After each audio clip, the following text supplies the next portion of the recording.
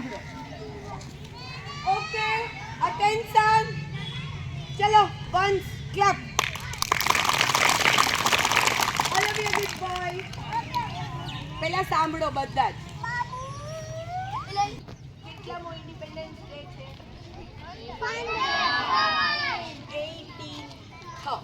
18 એટલે 80મો આપણો સ્વાતંત્ર્ય દિવસ છે. આપણો દેશ આઝાદ ક્યારે થયો તો?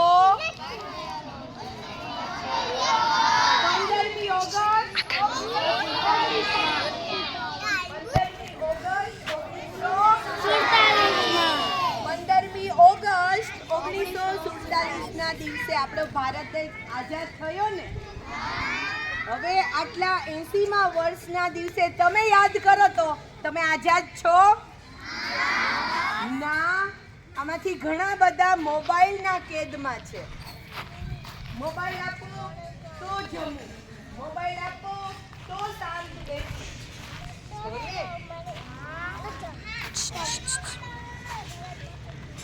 છત્રપાલભાઈ સાંભળો, મોબાઈલ આપણી આંખ માટે, આપણા હૃદય માટે અને આપણા મગજ માટે નુકસાનકારક છે ને. સતત જે બાળકો અથવા જો કોઈ વ્યક્તિ સતત મોબાઈલ જોવે છે ને તો એનો સ્વભાવ ચીડચીડિયો થઈ જાય. નાની નાની વાતમાં ગુસ્સો આવી જાય. પછી એને બીજી કોઈ વસ્તુ ન ગમે, મોબાઈલ સિવાય કાંઈ ન ગમે. એને પાણી પીવાનું યાદ ન આવે, જમવાનું યાદ ન આવે. તમારે ક્યારેક એવું થાય છે ને? તો બેટા સાયકલિંગ કરો, તમારા નાના મોટા ભાઈ બહેન, શેરીમાં મોટા નાના ભાઈ બહેન સાથે રમો, મમ્મી સાથે રમો. એટલીસ્ટ કાંઈ નહીં ને તો એક મોજું હોય ને જૂનું, એમાં દડો બાંધી દેવાનો અને દરવાજે ટીંગાડી દેવાનો. બેટ બોલ રહીમાં રાખો, ગમે એટલા શોટ મારો પાછો આવે, ગમે એટલા શોટ મારો પાછો આવે. બેટ બોલ રમાય, એનાથી તમારી ફિઝિકલ મુવમેન્ટ વધે.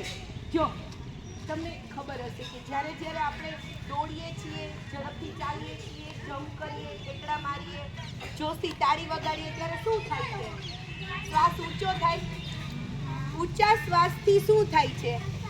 આપણા શરીરમાં સૌથી વધારે ઓક્સિજન કોને જોઈએ? મગજ. એટલે જેટલી ફિઝિકલ મુવમેન્ટ આપણે વધારીએ એટલું મગજ સતર્ક બને, યાદશક્તિ વધે, એકાગ્રતા વધે. તો તમારે મગજથી જ ભણવાનું હોય છે ને. હમણાં જ થોડા દિવસ પહેલા મેં કીધું તું આંખ નથી હોતી ને ઈ ભણે છે. ભણે છે? જેને હાથ નથી એ પણ ભણે છે. ભણે છે? કોઈ એક વ્યક્તિ એવું બતાવો કે જેને મગજ નથી તોય ભણે છે. છે કોઈ? નહીં. એટલે મેઇન ભણવા માટે શું જોઈએ? મગજ. તો મગજને સારું ભગવાને આપ્યું છે, સારું રાખવા માટે શું જોઈએ? નવી નવી રમતો જોઈએ. RSS વાળાએ બહુ સરસ જૂની ને સારી આપણી ફિઝિકલ પછી મેન્ટલી એક્સરસાઇઝ માટે બહુ મસ્ત ગેમ આપેલી. એનો મેં તમને PDF મોકલેલી છે. એમાંથી રમત રમો. હું તો એવું માનું છું કે રમશો ને તો આગળ વધશે. બેઠાડું જીવન તમારા શરીરને શુષ્ક બનાવે છે, મગજને શુષ્ક બનાવે છે. બને તો વાંચતા હોય ને તો વાંચવાની એક ટ્યુન હોય, રિધમથી ચાલો અને વાંચતા જાઓ, લહેરાતા લહેરાતા. અને પોતાની મસ્તીમાં જ રહેવાનું. દુનિયા શું બોલે એનાથી મતલબ નથી. મેઇન વસ્તુ છે કે આપણે આગળ વધવું છે, શરીરથી નિરોગી રહેવું છે, મનથી મક્કમ રહેવું છે. પછી બીજું, ઓલો તો આવો છે ને ઓલી તો આવો છે, એનાથી આપણને કઈ ફેર પડવો જોઈએ? આપણે આઝાદ દેશમાં રહીએ છીએ તો આપણે આઝાદ હોવા જોઈએ ને, મનથી ને આઝાદ હોવા જોઈએ. ઓલાએ મને આવું કીધું, ઓલીએ મને આવું કીધું. મોબાઈલની લત, ટીવીની લત ચાલે. લત જ લગાડવી છે તો ચોપડીમાં રીડિંગની રાખો, લેખનની રાખો, એક્સરસાઇઝની રાખો. સૌથી બેસ્ટ જય હનુમાન, હનુમાન દંડ. ખાલી રોજના સવારે 5 ને સાંજે 5 કરો તો થઈ જાવ ને બેસ્ટ. કેટલા મસ્ત સૂર્ય નમસ્કાર છે. સૂર્ય નમસ્કાર કરો, ચાલે ને? જો આપણે આઝાદ છીએ, કેવા છીએ? આપણે ફ્રીડમમાં છીએ ને, તો બધાથી ફ્રીડમ. રેડી? નો ટીવી, નો મોબાઈલ. પ્રોમિસ? પાક્કું? ભારત માતા કી જય જવાન. તમને ખબર છે જય જવાન એટલે શું? કોણ કહેશે? બોલો ભાઈ. આર્મી. સરસ. આર્મી એટલે આપણા જે સોલ્જર છે, કેવી ઠંડીમાં, કેવા વરસાદમાં, કેવી ગરમીમાં સોલ્જર આપણા દેશની સીમાઓનું રક્ષણ કરે છે ને. જય જવાન. પછી તમને ખબર છે ને આપણો એગ્રીકલ્ચર કન્ટ્રી છે. કિસાન એક દાણામાંથી 1000 દાણા ઉગાડી શકે છે. નવો પૈસો કોણ ઉગાડી શકે? કિસાન. અને એટલે જ ખેતી પ્રધાન દેશ છે આપણો ભારત. એટલે જ જય જવાન જય કિસાન. જગતના તાત કહેવાય છે. કિસાનને જગતના તાત કહેવાય છે. કેમ? કારણ કે એ માટીમાંથી નવો પૈસો ઊભો કરે છે ને. જો કારખાનું હોય ને તો એમાં રો મટીરિયલથી કોઈ વસ્તુ બને છે.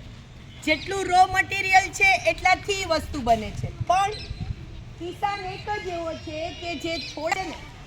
અને એટલે જ આપણે સૌએ, જો આપણે અત્યાર સુધી મંદિરમાં દાન કરતા હતા, હવે આપણે ક્યાં દાન મંદિરમાં અઢળક પૈસો છે. હવે દેશના જે નવા કાર્યક્રમો છે એમાં તમારું યોગદાન આપો. એક દિવસનો 1 રૂપિયો આપો ને તોય કેટલા રૂપિયા ઊભા થઈ જાય. દેશ માટે કંઈક કરો. વધારે નથી કરવું. રોજનો 1 રૂપિયો તો વર્ષના કેટલા થયા? 365 રૂપિયા થયા. એક વર્ષના 365 રૂપિયા તમે કાઢી શકો દેશ માટે. પછી ઘણા બધા ફંડના આપણે અહીંયા છે, એમાં જઈને તમે ઊભો કરો અને તમે તમારા હાથે એમાં નાખો. કોઈ બીજા નહીં, તમે તમારા હાથે એ રૂપિયા એમાં નાખો અને દેશની સમૃદ્ધિ માટે આગળ વધો. અત્યારની બધાને ખબર છે ઘણા બધા મોટા દેશોમાં યુદ્ધો થાય છે. કેમ કોઈ ભારતમાં યુદ્ધ નથી ચાલુ થયું? કેમ કે આપણા ભારતની નીતિ છે કે લડવુંય નથી અને લડાવવાય નથી. બરાબર? એકતામાં જ શક્તિ છે એવું કહે છે. અને એટલે જ તમે જો અમેરિકા છે, ચીન છે, પાકિસ્તાન છે, ઘણા બધા કન્ટ્રી છે જેને આપણા ઉભરતા ભારતને દબાવી દઈએ છે. પણ આપણે હમણાં કેટલા ફાઇટર પ્લેન લીધા, કેટલું બધું આપણે વિકાસ કર્યો. સંરક્ષણ માટે જે કાંઈ પ્રોવિડન્ટ ફંડ કે જે કાંઈ દેવું પડે એ લોકો દે છે, તો જ આપણો દેશ સક્ષમ બને છે ને. ઢીલા પોચાને ગમે એ દબાવે ને તો પછી આપણે ઢીલું પોચું રહેવું. તમે તો આવતીકાલનું ભારત છો. તમે સ્ટ્રોંગ હશો તો ભારત સ્ટ્રોંગ બનશે. યાદ રહેશે? વંદે